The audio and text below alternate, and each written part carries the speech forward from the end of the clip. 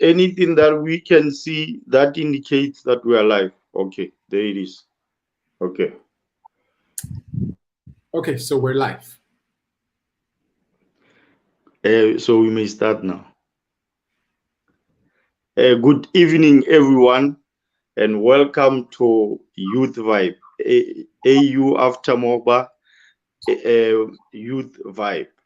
My name is Solomon Kriba, and I'm the South African rep for AU After MOPA, which is a movement of young people in Africa that advocates for free movement of persons in Africa. I would like to start by welcoming everyone on this platform, joining us on the platform to engage with us on the topic that has been given, the successes and challenges of EU free movement of persons. I would also want to welcome our guest for today, which is Mr. Jesu Genevieve. He's the Vice President of Young European Federalist, Jeff Europe. Our second guest for today is a business and growth strategist, Mr. Rotomi Eitayo. We will also have a presentation about AU After MOPA from Dr. Brown, who is a lead ambassador for AU After MOPA. So in those few words, I want to welcome everyone on the platform and also give the Vice President of Jeff Europe to give us a small presentation about free movement, the challenges and successes of free movement in Europe. Mr. Jasso, over to you, sir. Thank you very much for the invitation. I'm indeed Juuso Javiniemi. I'm originally from Finland and Vice President of Jeff Europe. We're an organization that promotes deeper integration of the European Union and the creation of a European Federation. We are active in more than 30 countries and we have been active for more than 50 years. So now, free movement of people is one of the four freedoms of the European single market, alongside goods, capital, and services. It's beneficial for the economy because it integrates the labor markets together. And at the same time, I think it also contributes to a shared sense of European identity. Around 70 million people in the European Union live in another member state, which is a bit less than 4% of the total EU population. And then additionally, there's also 1.5 million people who commute across national borders for work every day. So those two statistics, they show the two closely related realities of free movements. The first one is about the right to live and work in another member state. This has already been a part of the EU system since the 1960s, and that's what enables these 70 million people to live abroad. And then on the other hand, we have the Schengen area, which abolishes border controls between the member states, which makes it easier for those 1.5 million people to commute on a daily basis. The Schengen area is a bit more recent. It has been implemented since 1995. Now, of course, free movement of people and of goods are quite closely linked together. So especially with the Schengen area, where you start when you start having border formalities, it affects both people and goods that are trying to cross. So by bringing down those barriers, we're helping both people and goods at the same time. And in terms of economic figures, in 2016, the European Parliament made a study where they estimated that reverting back to internal border controls would cause losses of between 100 billion and 230 billion euros over 10 years. So it's also big for the economy. But of course, besides the economy, there's the feeling of belonging together, because when you have citizens from different countries living in the community with you, and especially when you take a road trip across Europe and nobody's checking on you at the borders, those are tangible moments where you get to feel European and not just a national of your own country. But before we move on, I'll still mention some of the challenges and how the European Union is dealing with those. So firstly, concerning the Schengen area, there's the question of internal border controls kind of re-emerging. We have had border closures because of the pandemic, But member states are also sometimes introducing border controls with justifications like the threat of terrorism or irregular migration, for example.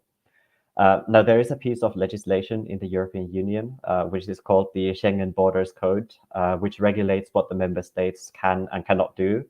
And it does enable the member states to reintroduce border controls based on a last resort measure, and it also must be temporary. But of course, you consistently have to guard against those border controls becoming permanent or being unjustified. So you need to defend this open space without internal border controls on a regular basis. Secondly, concerning the right to live and work in another country, there's of course the issue of economic imbalances inside of the European Union. So the member state with the most nationals in terms of percentage abroad is Romania, where almost 1 in 5 citizens live in another member state. And of course, that starts raising questions of brain drain. So in the longer term, the European Union has funding programs that aim to even out economic differences between the regions. But of course, that is something that you need to guard against, that you don't have brain drain from some regions of Europe into others. And thirdly, before I finish and before we go to a discussion, I will say that creating free movement of people, it is about much more than just declaring that the borders are now open and you can move. There's specific legislation on various things that make this a reality. For example, European Union legislation on registration in the new country that you're moving to, on the equal treatment of workers from another country, on the interoperability of national social security systems, and so on, which make it more practicable to go and make the move to another country. So just like creating free movement of goods and services is about bringing down barriers one after another, the same also goes for the free movement of people. So that's the opening presentation. I spoke about the right to live and work in another country, and also about the abolition of border controls at the internal borders. I'm looking forward to discussing more, and of course, speaking more in the Q&A.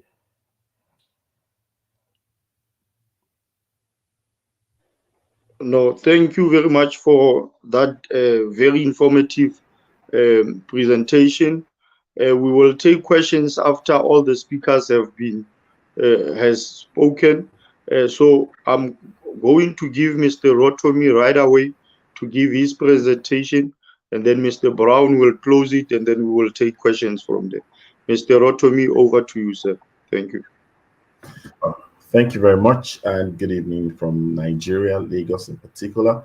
I'm speaking a bit from the introduction that we just had, taking into consideration the AU free movement as a perspective. I believe that success always leaves clues. And one of the beautiful things that we can learn is looking at the EU free movement reality and then just opposing that with the African reality. The truth about it is that when we have free movement, and when we say free movement, both functionally and and economically, as I would put it, it gives us an opportunity to actually leverage and harness the strength within the African space, the African community. Having all of us coming into a place of integration. That's what I believe that the free movement will help to facilitate. And when we think about the benefits, one of the things that you cannot but emphasize is the economic power and economic growth that free movement does. And when you take a closer lens and to look at it in real specifics, you find out that when we have economic integration, you begin to see that we're going to be able to leverage on manpower and labor. We're going to be able to leverage on our population, which in the real sense has not gotten to the full potential as a strength for the African community. And if you take a second look at it, it is said that we have a very big budding youth population. And one of the things that happens is that, and thankfully, due to the internet and a lot of advent of technology, we find out that it gives us opportunity to tap into our resource and become the first beneficiaries of such resource.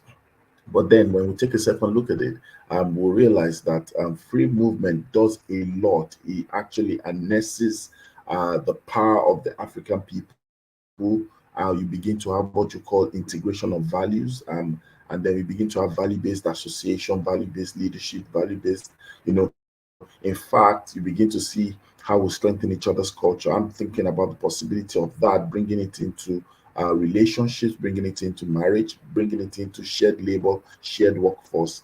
And then you begin to understand that the scarcity that we currently exist as we are in our silos, as different countries, as individual countries as we are, the free movement enables us to be able to not just tap into the resource, but leverage the resource available to us. Think about the over 50 something countries in Africa where you can think about it. You can wake up tomorrow and there's no barrier to travel to the place either for work, for leisure, for tourism, or for whatever reason.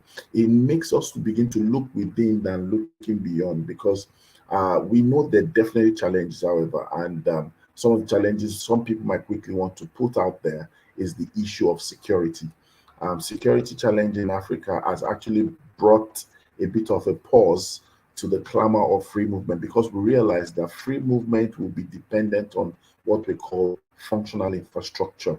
Infrastructure for transportation, infrastructure for data sharing, infrastructure for integration, especially when it comes to justice. We all still have a bit of a separatist kind of reality when it comes to the system of justice. And so that becomes a red flag when we're looking at integrating movement. And of course, the issue of terrorism also comes to question. The EU um, has been able to take on this challenge ahead, and then with sophistication you begin to realize that they have very good border control. I'm sure that the international coast guards are working with the police, and all the agencies have shared database, shared information, and shared networks. But here, I think that that would be one of the things we might need to look into as we push into this reality, because I believe that's the future. And as we take on the conversation further, I'll be willing to share more and also bring further insights on not just the challenges, but the success that we actually have in disguise if we can get to not just moving to opening our borders, but getting everyone to have that free movement, especially within the youthful population that we have. Thank you very much. No, thank you very much, Mr.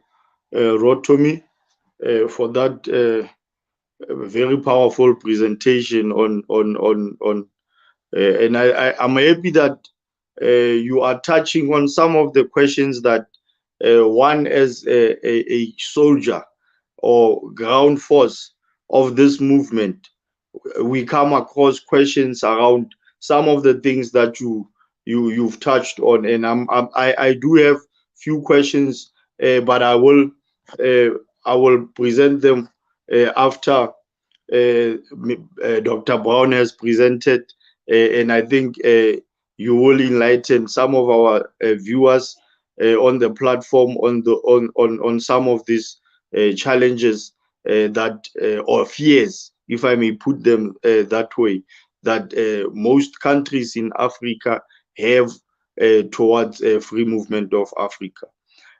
I mean, free movement of persons in Africa. So I'm going to give over to Dr. Brown to also give a short presentation. Then we will start engaging with our viewers on the platform. Also, the questions that I have from my side. Dr. Brown, over to you. Thank you so very much, Solomon. Thank you to our guest today. Thank you, Yuso. Thank you, Rotimi, for agreeing to be on this show today. I'm really, really excited to see everyone. Yeah, mine is not going to be a presentation as such, because I'm here to talk about Yaftemopa, and Solomon is already putting it, all right, like it's a movement, and that's basically what we do. We promote and sensitize and popularize the protocol and the free movement of persons. And Mr. Rotimi had really gone deep into, the issues on ground and also the exigencies of the fact, that is needed or that is for this particular protocol. Like I often say to people when we get to talk about this, that the free movement of persons in Africa protocol is one protocol that benefits everyone, benefits even the common man. And when we're looking at it in the light of the European Union or the European free movement, etc., we actually discover that the successes that Europe has recorded as regards the free movement of persons in Europe is so much and so well distributed that Africa has to, without much delay, sign and ratify that protocol into, becoming, a force and, going into force and it working for the people. Because when you look at the European passport, for example, it's one of the, main instruments of the free movement of persons in Europe. And a lot of people, a lot of economic benefits that comes with one passport is, amazing and something that we can't really either overemphasize and all of that. So YAFTEMOPA is a youth organization that is putting this into consideration, and the fact that this protocol benefits the youth much in, on the grounds that youth are the ones that always want to travel. Youth are the ones who always want to see new things, and whenever they move around the countries, whenever they move, they carry along with them, a lot of things, skill transfer and all of that. I mean, if we want to look at the economic framework of Africa at the moment, even the world, African youth are the ones that are really putting, a lot of strings and a lot of veins and pillars to what we have, for example, in the fintech world. I mean, companies outside in the Far West are basically coming to Africa and buying products in Africa. They are coming to Africa and buying companies in Africa. Why? Because one, we have the population. Two, and the population is 70% young people. And we know what that means. We're talking about businesses that will span, lengthy time and all of that. So this is an issue that we have to, as youths, I told someone, I said, if other people don't talk about this, African youths need to stand up and stay at the front line. We need to be at the front line of this conversation because we are the ones to really benefit from it. And when it comes into force, who knows? We're even really far behind.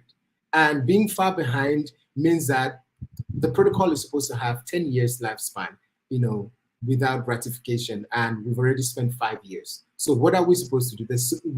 We need to, at this point, really expedite action. We need to, scale up strategies on how to get our different countries to sign this protocol, get our different countries to turn Africa into an economic hub, into a technology hub that is going to benefit every single Africans. And I mean, we have some data that, upholds the fact that 80% of migration that happens from Africa actually happens within Africa.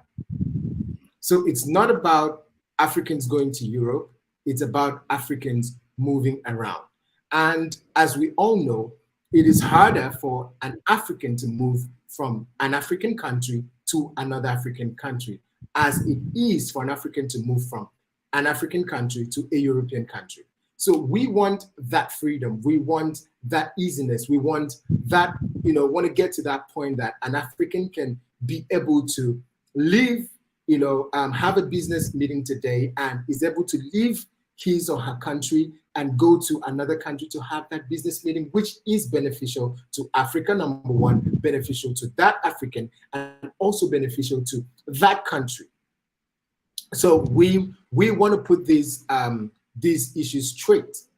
So on this show, we'll be looking at the challenges and successes of EU free movement, and also mirroring that with the African, Union protocol on free movement, because there's been a lot of fears, there's been a lot of issues people talk about. They say, oh, we have these security fears and all of that, like Mr. Rotimi had spoken about. Yes, we understand that these are, that they're there. And it does not mean that other parts of the world that are having these issues are not thriving. They are thriving. And I mean, thank God Yuso is here. He can attest to the fact that in Europe, there's no difference. It's just the way you play it out. So these fears cannot be, the reasons why we would hold down what will actually push us into the future, into the renaissance of Africa. So we need to get to that point. We understand, we educate Africans and tell them, look, this is where we are. This is what we need to do to step into the next level of Africa economic boost. Just as, the fact is that the protocol, basically the benefits of the protocol outweighs the fears, outweighs, whatever negativity we might be thinking, because these are the things we are just thinking about it and all of that. So youth ambassadors for the free movement of persons in Africa is here, and we're promoting it. We're talking it. We're going into the diaspora because we believe, in the voices of the diaspora, and we're bringing every instrument that we have to bear to make sure that this protocol goes into force. Thank you so very much, Solomon, for the time. And I will leave it up here for you, and we'll come in when needed. Thank you. No, thank you very much, Dr. Brown. I think now it's time for questions. And I think, like I said, some of the questions that I have, you already touched, and I would like you to just give us practical examples on some of the issues that we will raise with you here. So the first question is going to go to Mr. Yosu. And the question says that given that Africa is the fastest growing in population in the world, we believe that EU has also experienced growth. How has EU free movement dealt with the challenges that comes with the growth of the population in countries in Europe? Yes, thanks. Yes. Yeah, so of course, the common space where people can move freely, it has indeed grown a lot over time. I think especially with actually the enlargement of the European Union itself. So every time new member states join in, the EU population increases. And of course, new people gain the right to live and work in another country.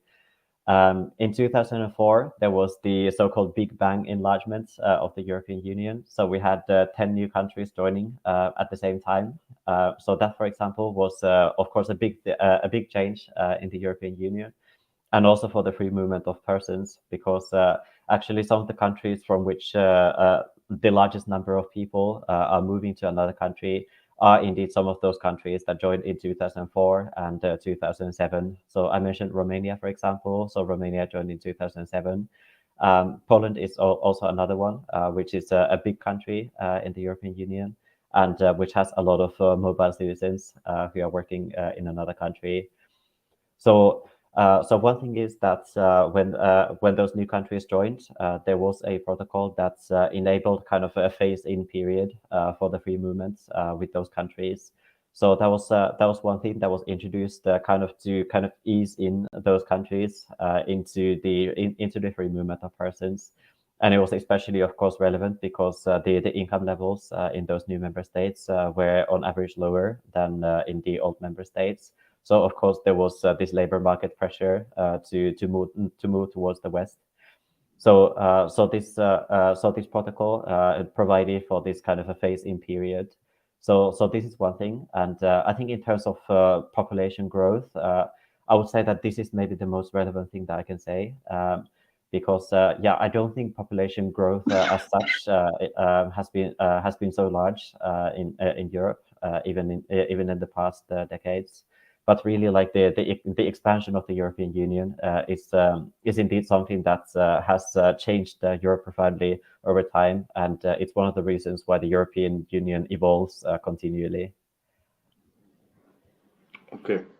No, thanks for the response. And I think the second question will go to Dr. Brown. Dr. Brown, does borderless Africa mean no border control? If not, what does it mean? Thank you so very much. Thank you so very much. Thank you so very much. Thank you so very much.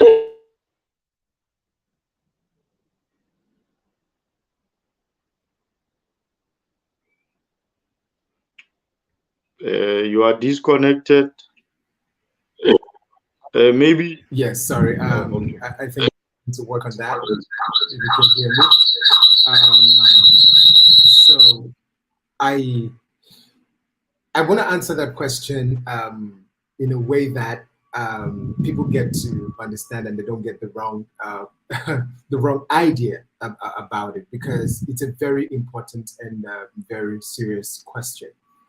When we talk about borderless Africa, a lot of people are of the notion that we're talking about, taking out the physical borders of their countries, entry points, and all of that. First, we must understand that migration, there's safe migration, regular migration, and there are illegal migrations. So with the free movement of persons in Africa, free movement of persons in Africa protocol, when it comes into force, has the ability to remove those illegal entry points, which is actually the channels for the bad things. Maybe I should use the drugs, the human trafficking, and all of that, because 70% of 70% of trafficking doesn't go through the regular entry point of a country. It doesn't go through the regular entry point of a country, and most of the drugs don't go through the regular entry points. So what does the free movement seek to do? It seeks to remove that illegal migration point. It seeks to regularize, and promote regular migration.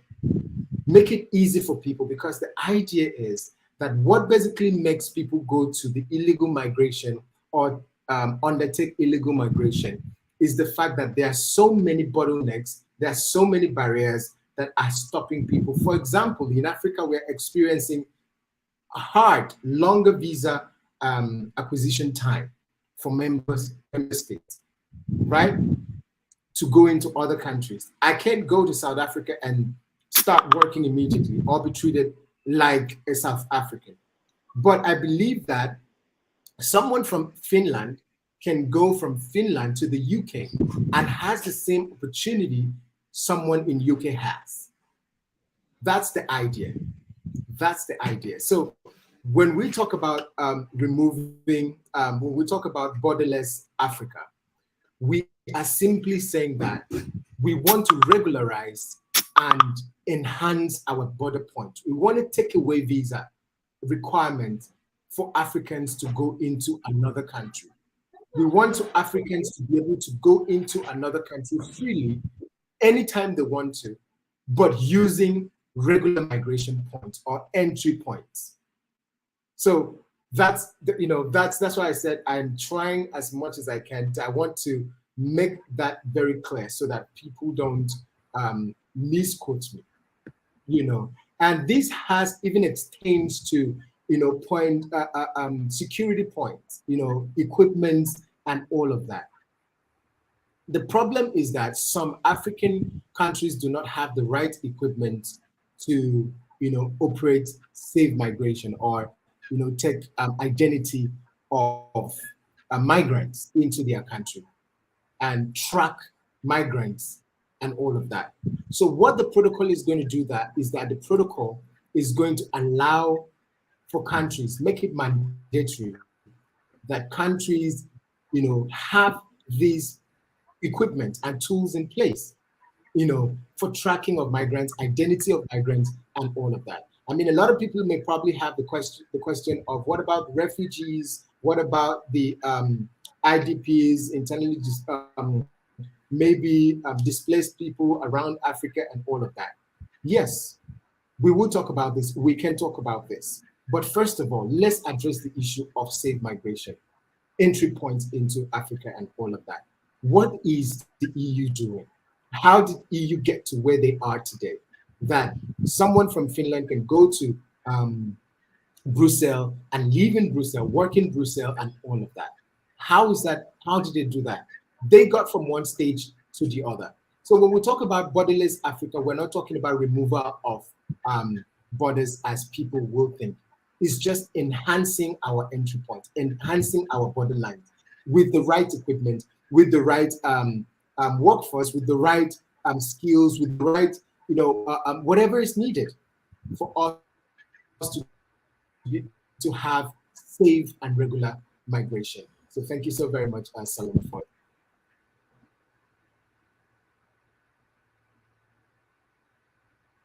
Solomon, you're muted if you're talking. Oh, yes. No, I was saying thank you very much for that extensive response. Now, given that response, I want to pose this question to Mr. Rotomi. Research has shown that skills exchange, labor force, and labor migration is known to uplift and accelerate the economy of a country. But certain countries in Africa are still uneasy about this ideology. And South Africa is one of those countries, and some of the countries in the north. Um, as we know, this has the power of delaying the ratification and subsequently going into force of protocols of free movement. How do we domesticate this idea, and what is the possibility of these countries realizing that this is a benefit rather than a concern? That one goes to Mr. Rotomi. Yes, sir. Thank you very much for that question. I think that we just need to start showcasing the numbers, just like Mr. Dr. Brown said. Numbers don't lie. The world is all about data. And it's important for us to see that even without the ratification, even yet without a free borderlessness as we are clamoring for, you can actually see that those who are benefiting from the, so to speak, free movement. Take, for example, West Africa. You're easily able to travel from one country to another with either your passport, your country's passport, or you have your ECOWAS passport. And what that does, the truth about it is that without knowing, it begins to create macro economies. And you find out that at the end of the day, if we begin to brandish the numbers, in terms of headcount, and we're not just talking about free movement of goods, we're also talking about free movement of people. At that point in time, you begin to realize that countries that have seemingly strength or the capacity to convert their resource, maybe raw material, convert their possibilities, or even convert their chaos into economy, they will now begin to see that if West African countries are taking a cue and they're getting leverage, then why is it that ours is different?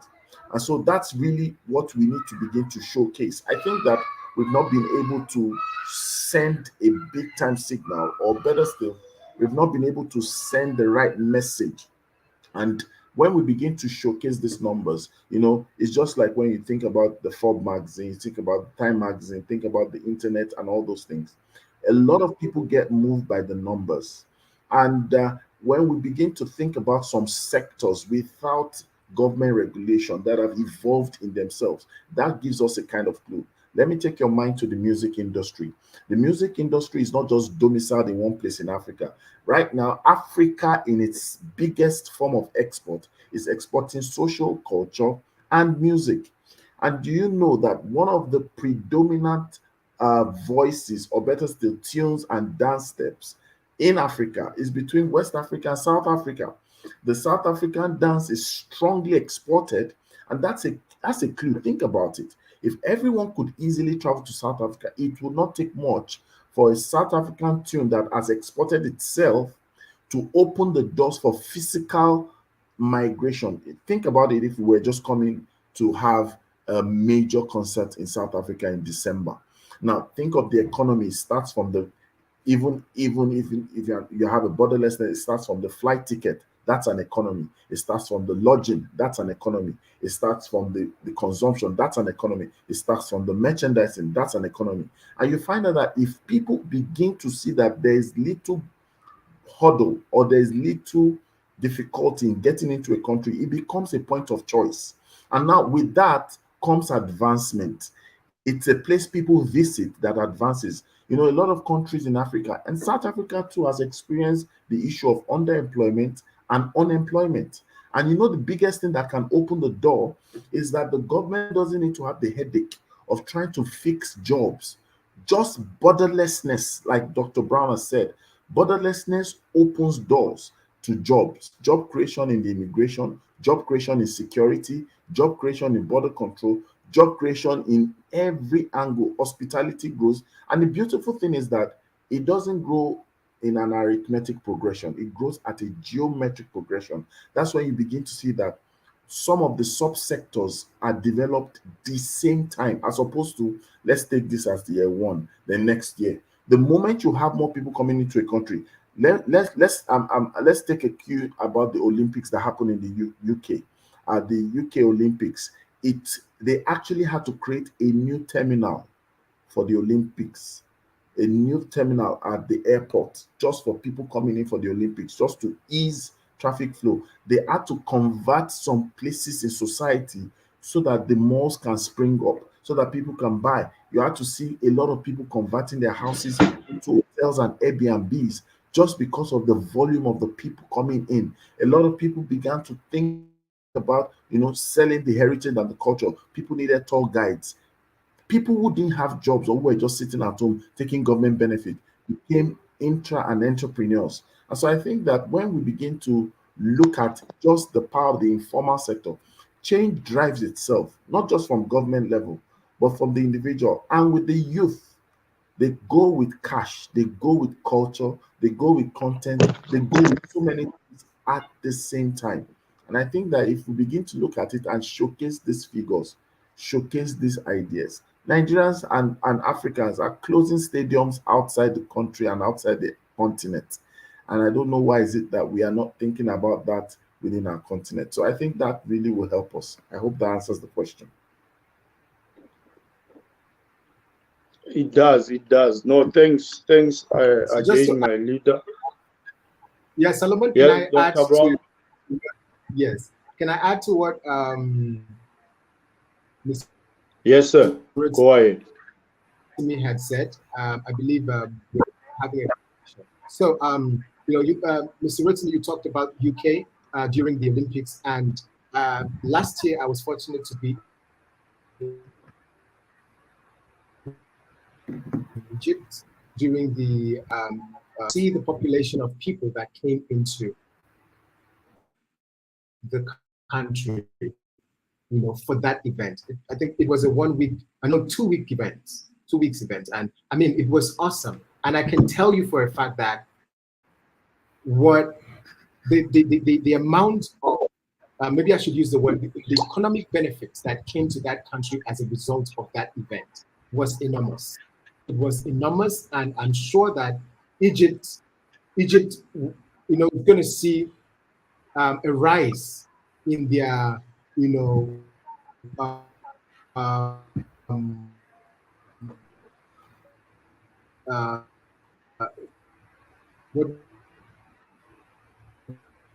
you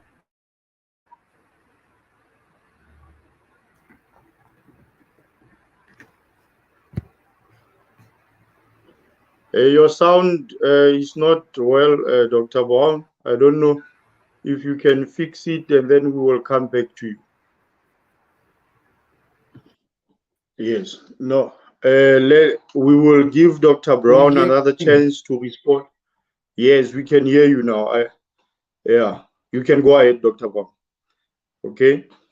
No, let's continue. We will go back to Dr. Brown. Mr. Yasu, this one goes to you. And it says, how has EU passport assisted in the integration of European member states? Yes, indeed. Firstly, it has a symbolic significance, but secondly, it also brings practical benefits. So, indeed, everybody has the European Union named on their passports besides their country. And since the Treaty of Maastricht in 1993, we have all the nationals of member states have also been European Union citizens on the side. So yeah, indeed, Dr. Brown also mentioned how is it possible that you can move from Finland to Belgium, which is my case. So I'm personally one of those mobile EU citizens and be treated just as if you're a national. Yeah, really, there's a body of law that guarantees all of that. So you have European Union legislation that says that you cannot discriminate on the basis of nationality, for example, in job searches and so on. But secondly, also when you move to a country, basically like you move there as an EU national. So this also relates a little bit into kind of making sure that the movements inside of the area are regular because it still comes with certain conditions. So if you move to a country, uh, you must be able to be there for 3 months without any kind of registration or any other duties. It's enough to have a valid ID card or passport on you, and that's it. But after those 3 months, still the other member states can ask you to register. So that then goes in accordance with national rules. Um, so it is still well regulated, basically, and countries still know who is staying and living there for the long term. But you have the right to do it. So so if you go and work in another country, it cannot be taken away from you, and you have the right to do it. Um, and actually, one very tangible example comes from the UK, which was mentioned. Well, unfortunately, the UK is not a member state of the European Union anymore. This was Brexit, and as a result of that, a lot of EU nationals living in the UK, which were around 3 million people, they had to go through the trouble of getting a permanent residency in the UK. You also had lots of people applying for passports, and the same goes the other way around. So UK citizens living in other EU countries also had to go through that trouble, and that really showed what we are used to, because we were used to being able to live your life as normal without even having to think about getting the country's passport. Because as a European Union national, you have all of the rights that you need to live a normal life and go and work, even retire in another country.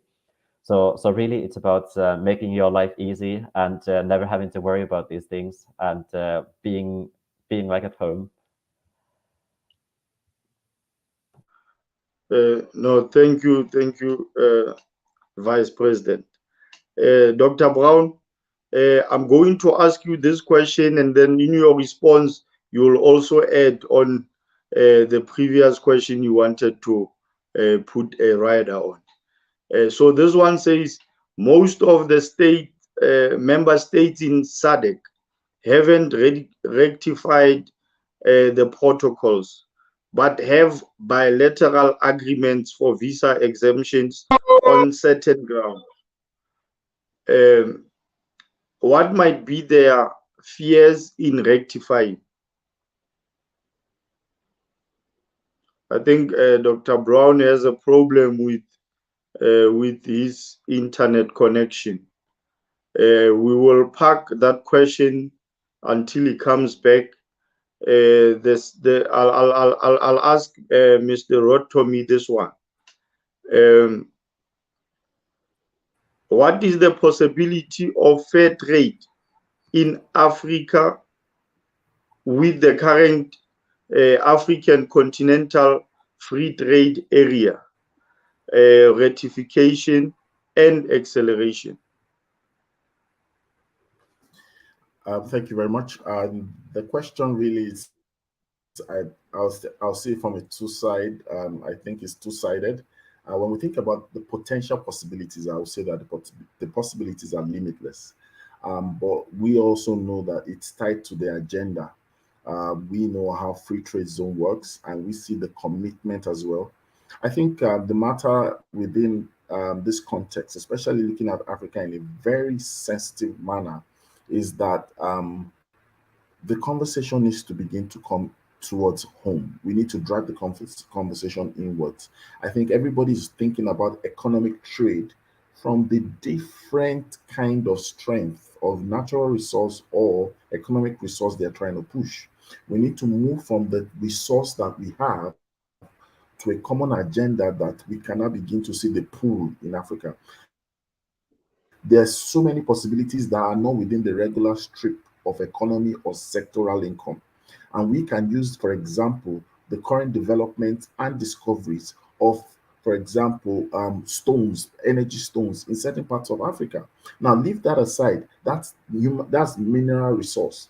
The human resource is evolving day by day, and we need to realize that um, when it comes to that, there's a bit of free trade zone concept that we probably have not factored in thinking about the emerging economies and the emerging markets within Africa, within the sub-Saharan Africa, within Sahel, and the rest of it. So I think that if we're able to look at the possibilities, we'll probably be able to wipe away the current challenges of concerns about the food shortage, concerns about the human planning, concerns about the population growth, concerns about a lot of things within Africa. I hope that has been able to answer that question. Thank you. Thank you very much. Dr. Brown, I don't know if you are up to take the questions, or should I take questions from Yes. the comment section? I have two questions from the comment section. It says it's from Nike Peters. She's saying, awesome conversation. My name is Nike Peters from Nigeria, and I like to ask Mr. Josu, does the EU have any powers to influence or facilitate free movement across Africa? Yes. Of course, firstly, it's the sovereign decision of the African countries themselves on how to create the free movement. So in that sense, I don't think the European Union is directly taking part in the decision making, and it's also not the EU's role, of course. But of course, like I just looked up, and well, the European Commission does say that it supports the free movement protocol. So certainly, the EU takes a favorable stance on this. And personally as well, firstly, I believe in cooperating across borders. I believe that it is for the better. So I think it really is. It really is something that can enrich your life personally. And secondly, I think that's creating the common markets, also from AFCFTA and with the free movements. I think it really can contribute to the economic growth of Africa and make Africa a stronger player on the global stage. So I really think that this is something that is beneficial, and I think the European experience has shown that the European countries, they have immensely benefited economically from creating this common market, also acting together in international trade. Like all of that increases the influence of these countries. Like coming from a small country myself, I think as a member of the European Union, of course, Finland is much stronger on the global stage than it would be alone. So yeah, I think it really is a worthwhile project to pursue, and I think it's good for the citizens and it's good for the countries at large. No, thanks. Dr. Brown, I'm now giving you a space to respond. Thank you very much. I'm sorry, just to ask, am I responding on the question Yes. asked by Nikkei? Or No, I had okay, posed the yes, question. Should I repeat the question for you? yes. Yes. So the question says most member states in SADC haven't rectified their protocols but have bilateral agreements for visa exemptions on certain grounds. What might be their fears in rectifying? Okay. Okay. Thank you so very much, Solomon.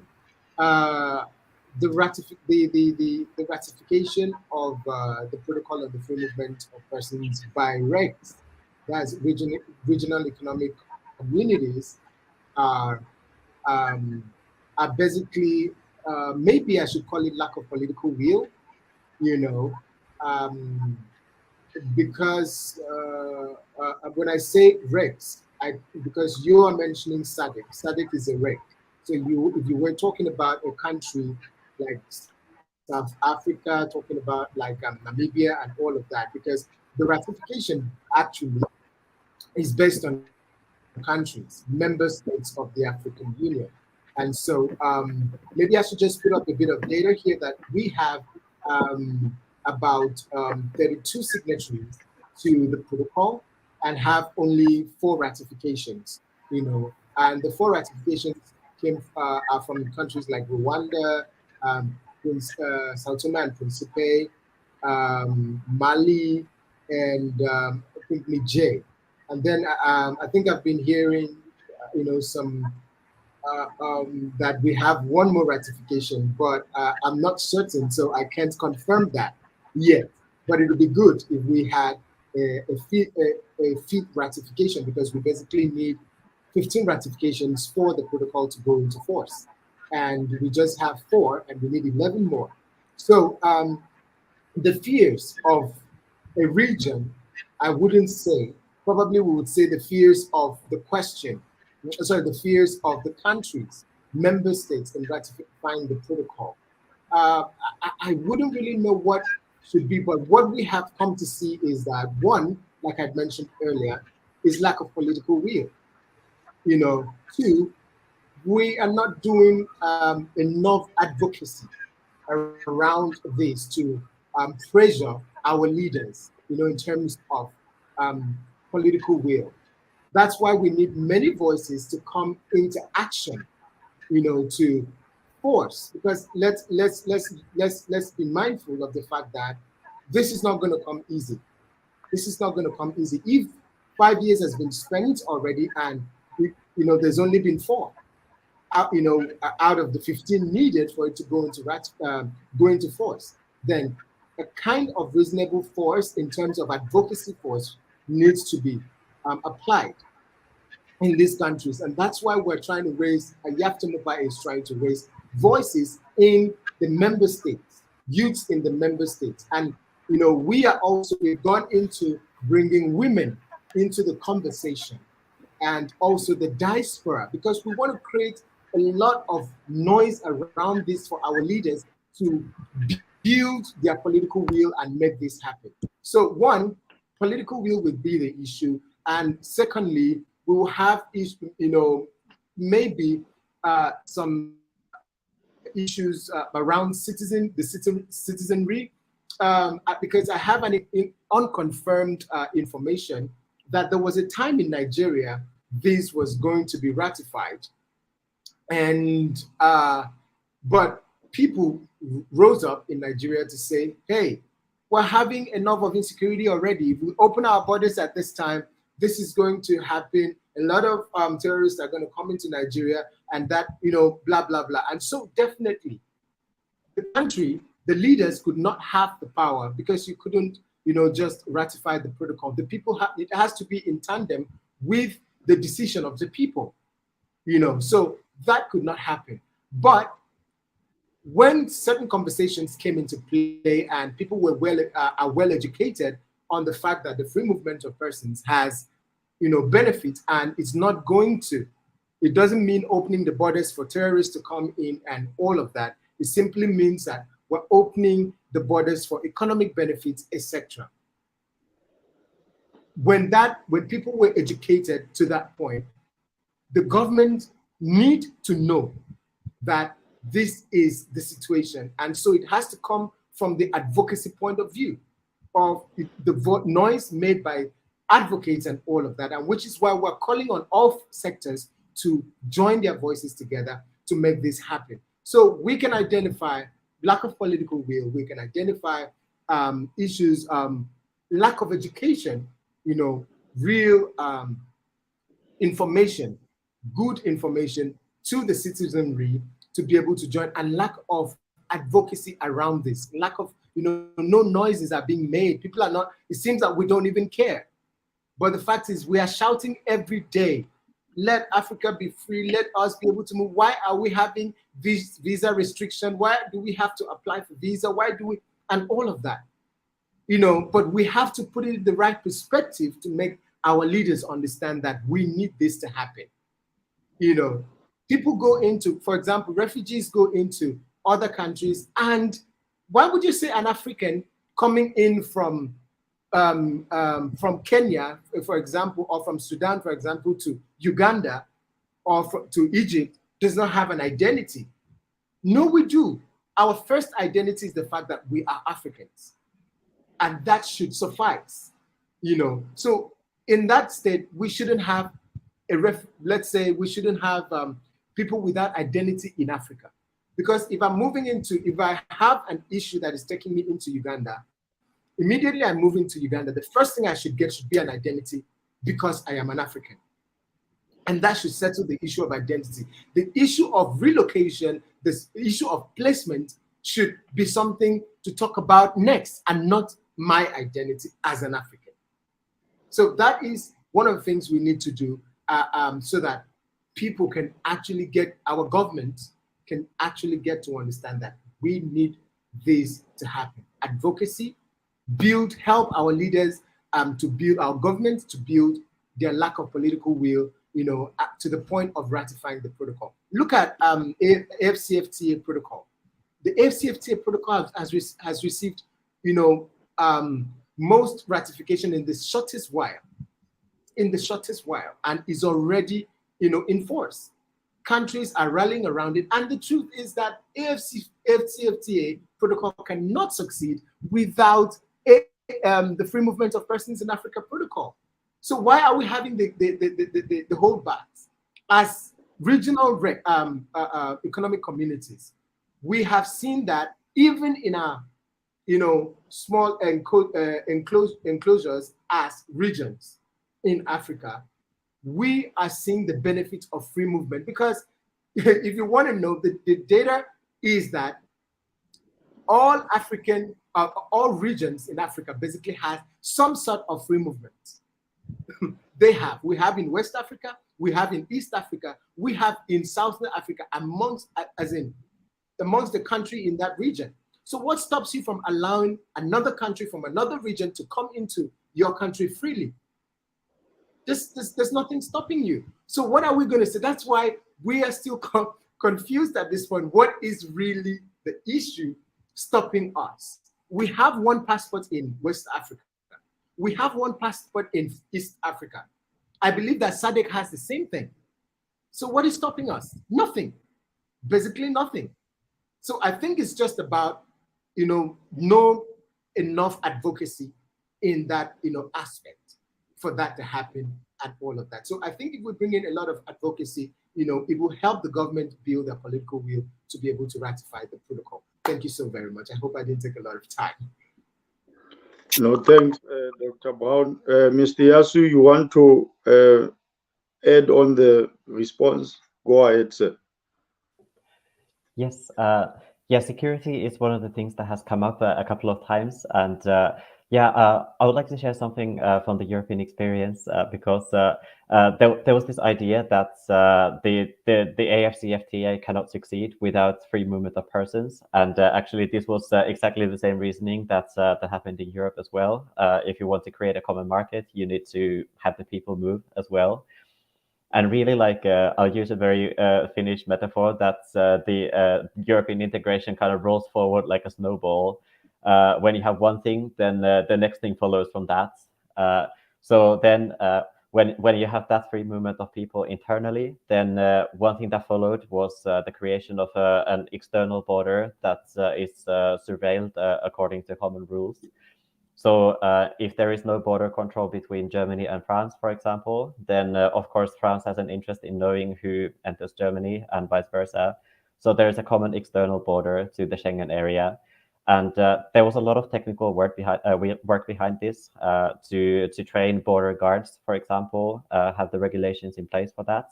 And that's also something that we have discussed today. That there's the equipment, for example, there is the training and the shared rules. But then there's another thing as well, because of course when people can move between borders, and yeah, there's the question of crime and terrorism, for example. That's another thing that also arose within Europe, and that led to the cooperation between police forces between the member states.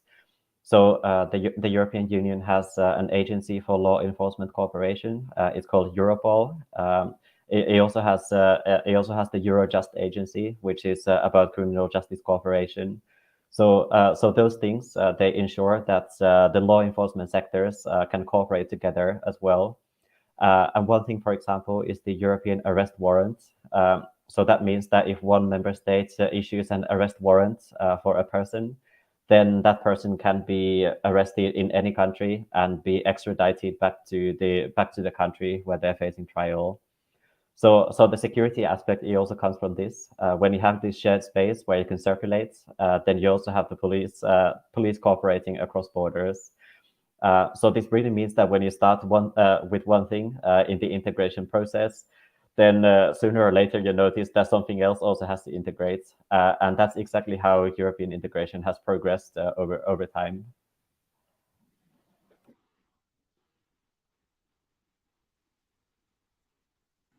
Great. Solomon, are you there? Solomon, are you there?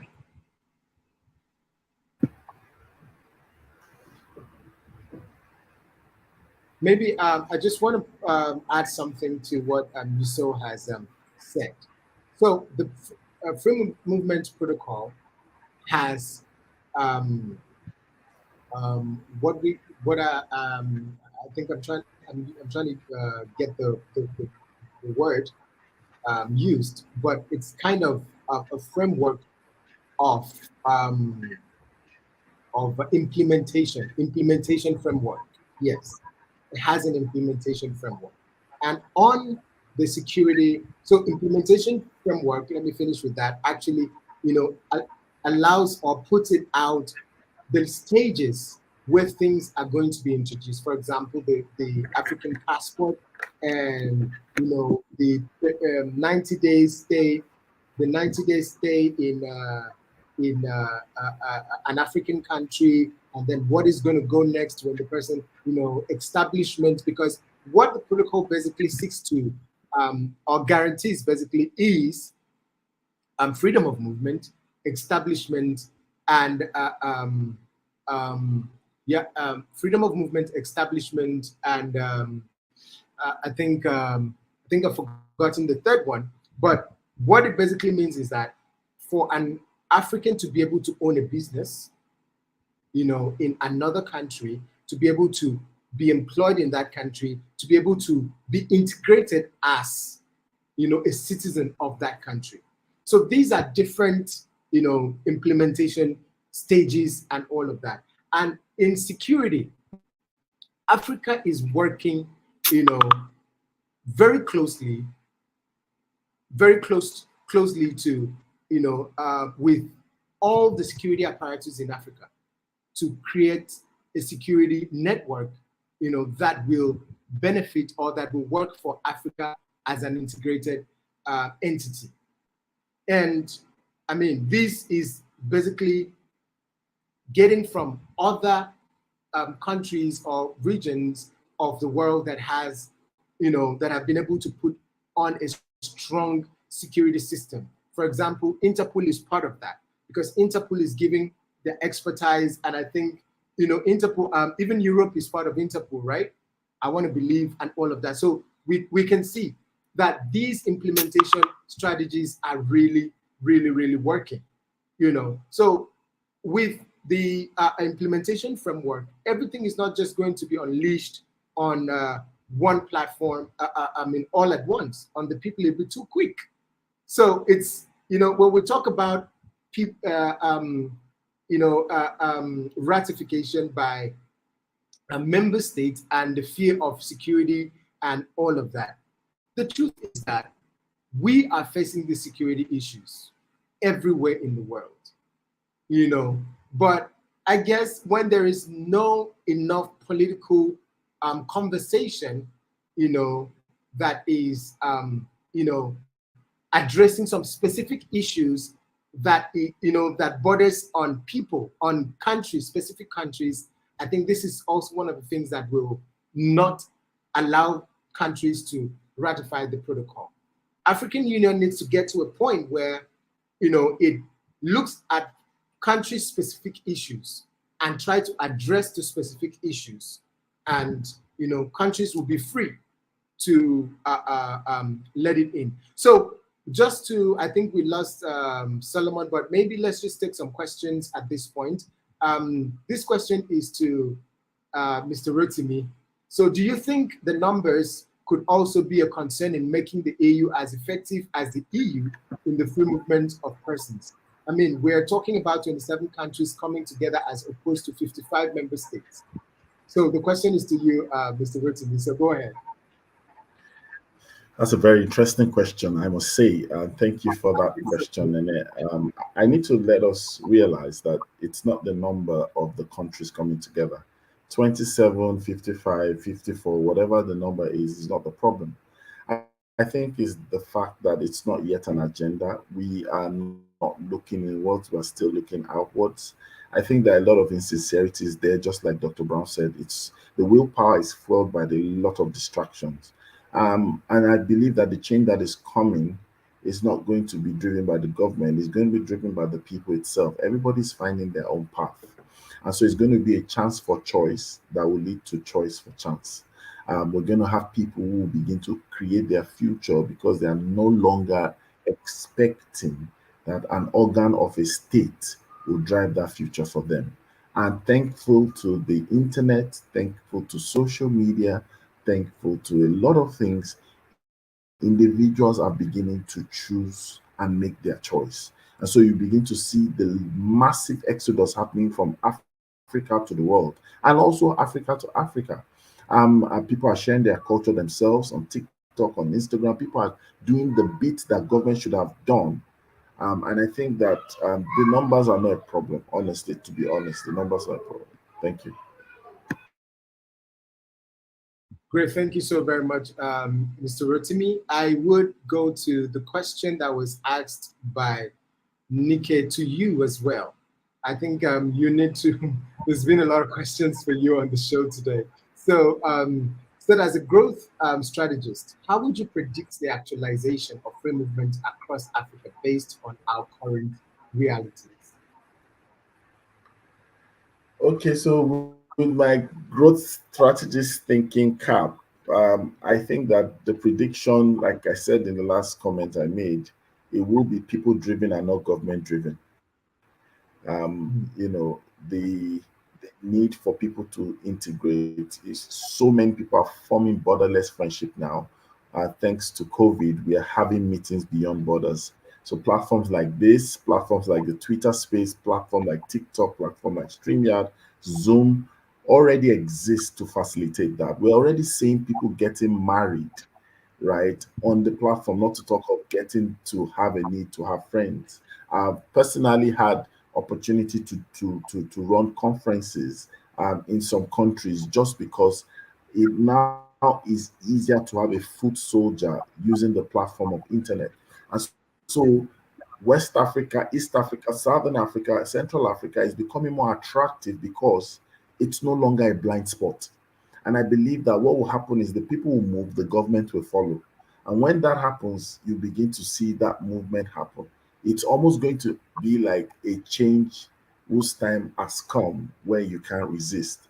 Do you understand? So I've traveled to countries and then you get into the cab and the next thing you're listening to is your country's song. that means your country has gotten ahead of you. That's the culture has gotten ahead of you. The export in our product and our resource has gotten ahead of us. And so I think that by the time people begin to extensively share expertise and exchange expertise, we'll begin to find that these realities will begin to pave way for free movement. The truth about it is that what we are doing today is part of that process where we are bringing it as a subject matter, speaking about it openly. It's no longer what happens in conferences behind closed doors. It's now a national public discourse. And Mm. I really want to appreciate Yaftemopa for this kind of move because it's a bold move to really bring the issues. Because I believe that if we don't talk about it, we might not be able to get a lot of people to get into showing interest about this. Thank you. Thank you so very much. I think I'm going to throw one question that is going to go to both of our guests today. Remember, I was I was just I was doing the the guests and the other word. But so the question bothers on a very important issue. There's a fear, kind of fear of big economies absorbing or overshadowing smaller economies in the free movement time or so my question will be that um, actually someone asked the question from one of our social media platforms. So the question will be, what is the issue in EU? I just want to rephrase the question for easy understanding. What will be what is the situation in EU? Is EU seeing bigger economies swallowing up smaller economies, and is it something? Is it a cost for alarm? And that's to you, Yuso, and to Mr. Rotimi. Will that be the issue? Do you think it would be, as a growth strategist, let me join Nikkei in using that expression, as a growth strategist, do you feel this is going to be the issue in post ratification and subsequent going to force of the free movement protocol? But first, Yuso, what do you is EU seeing this? Is the European Union addressing issues like this? Thank you so very much. Yes. Yeah, I mentioned that there is a big difference between the countries with the lowest percentage of mobile citizens and the ones with the highest percent. So yeah, I think it is fair to say that brain drain, for example, is an issue to tackle. And I mentioned the cohesion funds of the European Union, which are about lifting up regions which have a lower GDP. Um, but I need to say that countries don't join the European Union out of the blue. There is, of course, a lengthy accession process where you need to kind of meet the conditions of membership. And one of the key criteria for joining the European Union is that your economy should be able to withstand the pressure of being a part of the single market. So that precisely is about this idea that the economy has to be ready in order to join the single markets and the European Union. Because of course, if the country's economy is not competitive enough, then that might exactly happen to get swallowed up, like you said. So yeah, it's a part of the accession negotiations before a country joins to make sure that the economy is able to take the benefits from being in the single market. Great, thank you so very much. So over to you, Mr. Wilson.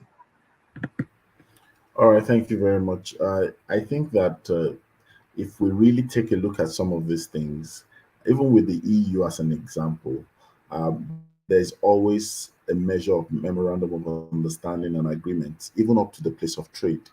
I think we're not going to be having the former issues of the fears of the past because the world's borderlessness itself is a factor to contend with. So if we're still trying to, hide within it's like putting your head like an ostrich, digging your head in the sand, thinking you're covered and the entire body is still open.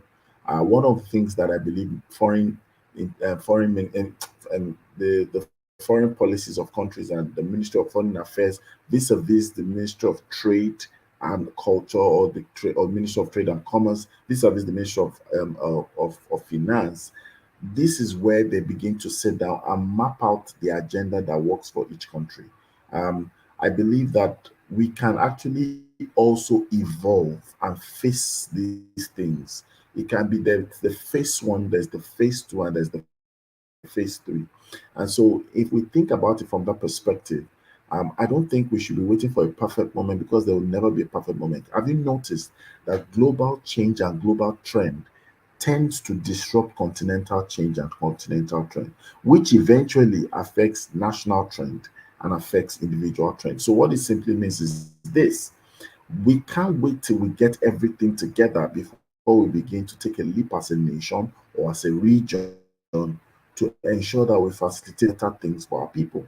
And this is not something that's happening overnight. It's something that people will need to look at the books, look at the dynamics, and create something that works. I think that the current issues that we are facing in Africa, there's a lot of common denominator, and the free movement of persons and goods might just be that accelerator to development, unconditioned development as it is, not the one that you are giving a spoon with a clause that you're not totally understanding or happy about. So these are my thoughts. Thank you very much.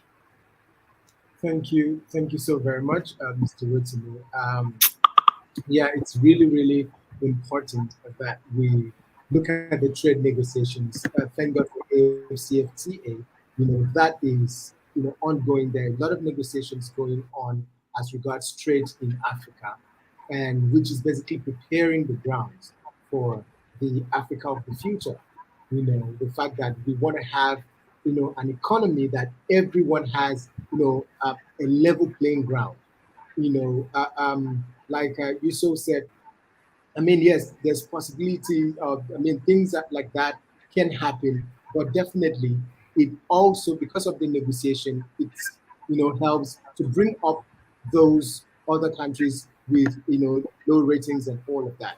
So I think the whole issue, or the whole reason for the free movement in these continents is just so that we can bring other countries, to level up with other economies, smaller economies, to level up with bigger economies and all of that, and not just necessarily to swallow them up or something like a lot of people would fear, etc. So I would just want to, just look at the comment section.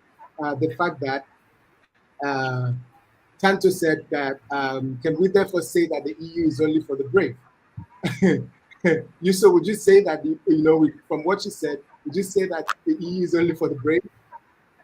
I think it takes courage to embark on this path, especially today when you're now joining as a new member state. There's 70 years of EU law that you're adopting, so it certainly is a commitment. But I think it's also something that pays off. Yeah, when you look at, for example, let's take Poland for example. Since it has joined the European Union, like the growth in Poland is just it's huge, and it's impressive. So really, I think it really pays off. It has made these countries more wealthy. It has made them, of course, a part of a bigger community. It has offered possibilities for the citizens like never before. So really, it is a brave move to be a part of it, but it's definitely something that's worth it.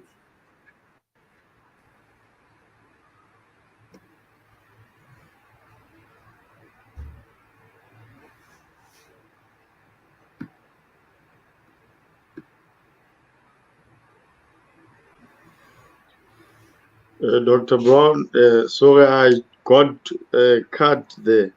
I don't know how far we are now.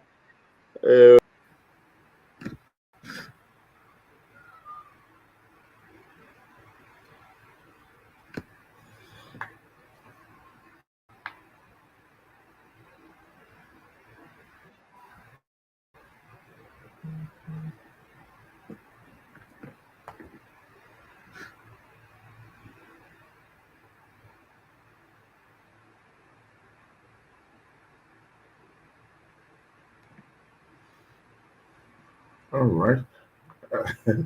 I guess the internet is a bit. Yeah, I guess while we're waiting, I can also say that free movement. We spoke about a bit about free movement of goods and of people and how those are connected to each other. But of course, also the free movement of services is also very much related. So when you talk about the possibility to provide services in another country, then you have a whole dynamic there. So, for example, when you're a post-it worker, as we call it, so if you're from one country and you go to temporarily work in another country, for example, then there's a specific regime for how you do that. For example, which countries' labor conditions apply in these cases, and so on. So that's something that falls within the free movement of services.